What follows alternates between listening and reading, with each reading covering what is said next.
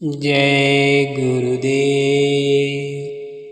दूरदर्शी आवाज़ मासिक पत्रिका 1 सितंबर 2023।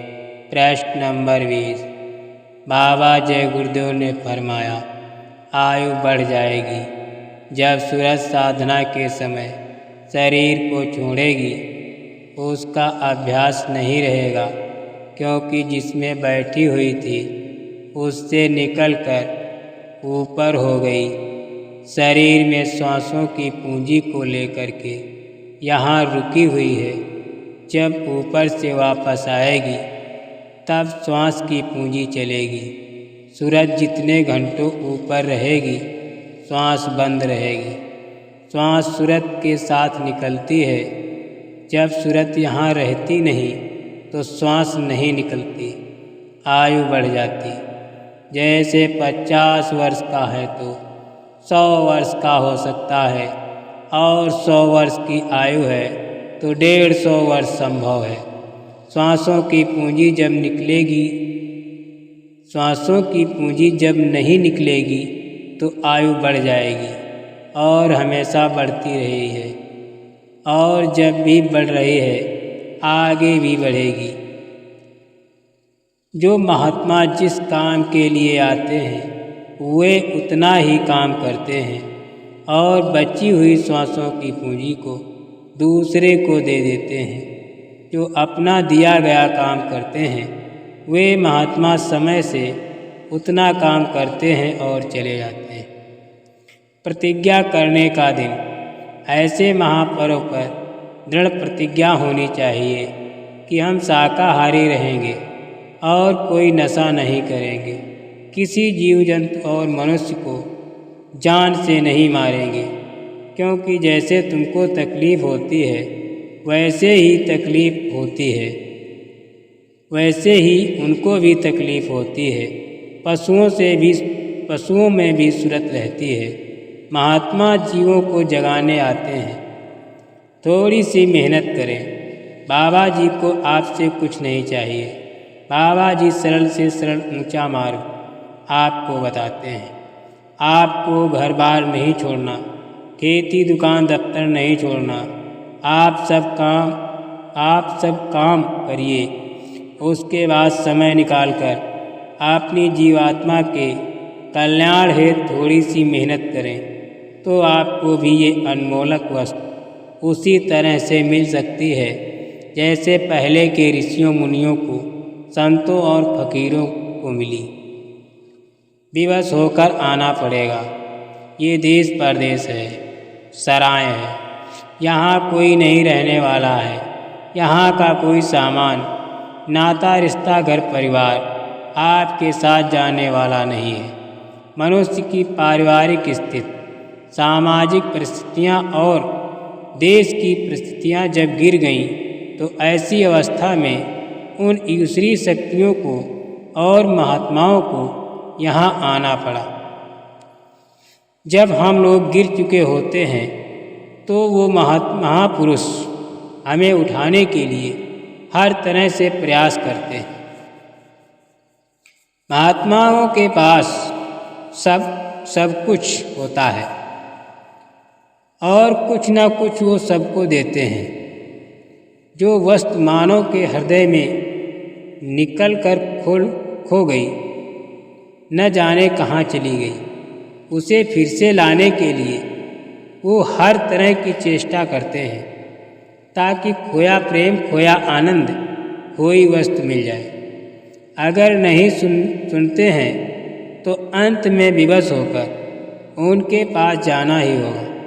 वो सबको चलाने के लिए मानव सेवा का, मानव उत्थान का रास्ता दिखाते हैं।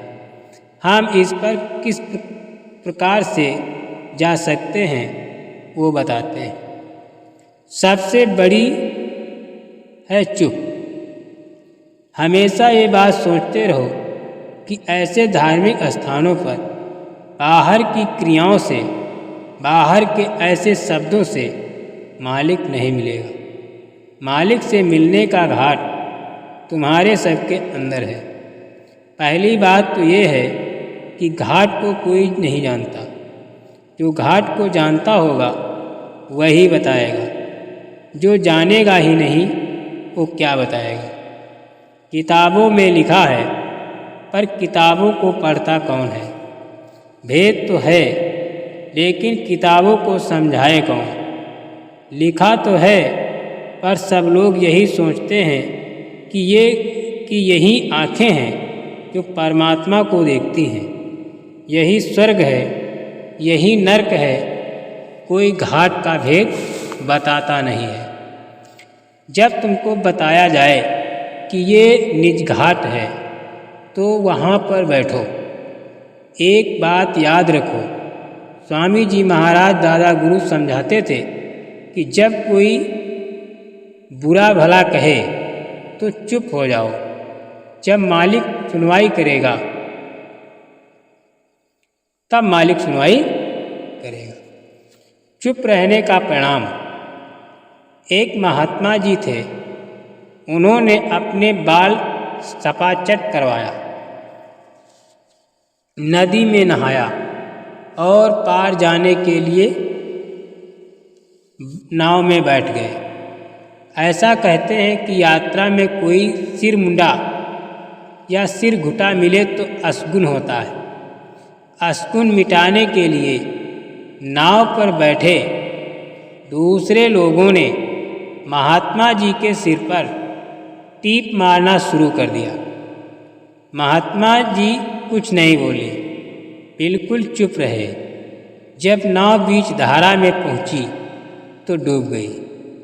महात्मा जी तैरकर पार हो गए और बाकी सब लोग डूब गए।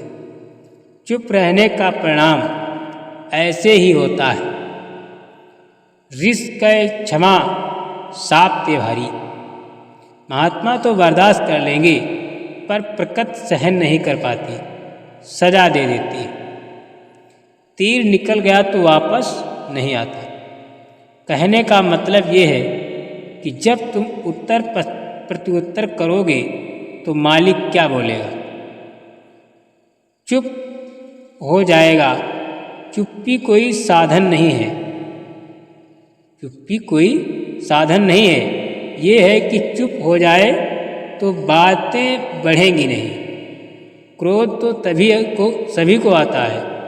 पहले बिना सोचे समझे बोल जाते हो, पीछे कहते हो कि ऐसा नहीं बोलना चाहिए था, पर तीर निकल गया तो निकल गया, वापस थोड़े ही आता है। अब आप क्या करोगे? पछताना शेष रह गया। महात्मा सब देखते हैं। महात्मा अपनी आँखों से देखते हैं कि जीवात्मा इस शरीर में कैसे डाली जाती है और कैसे निकाली जाती है। मेरा एक साथी था, उसका 15 वर्ष का बच्चा था। स्कूल जाया करता था। एक दिन स्कूल से आया, शाम को बुखार चढ़ा, दूसरे दिन गुजर गया। उसके साथ मैं भी गया था। वहाँ एक पंडित जी बैठे थे। मैंने उनसे पूछा कि क्या हम भी ऐसे ही चले जाएंगे? उन्होंने कहा कि हाँ। ये बात मुझे आज तक याद है, मैं भूला नहीं हूँ। महात्मा की समझौती। एक फकीर थे जो जंगल में रहा करते थे। उस समय राजाओं का राज था। उनके पास एक राजा आया। उससे उन्होंने कहा कि हम बड़े जालिम हो, कि तुम बड़े जालिम हो, अपनी प्रजा पर अत्याचार करते हो। राजा बड़ा नाराज हुआ कि फकीर ने मुझे कैसे कह दिया, पर कुछ बोला नहीं। फकीर ने उस राजा से कहा कि जब भी तुम इधर से गुजरो तो यहाँ आकर तब जाना।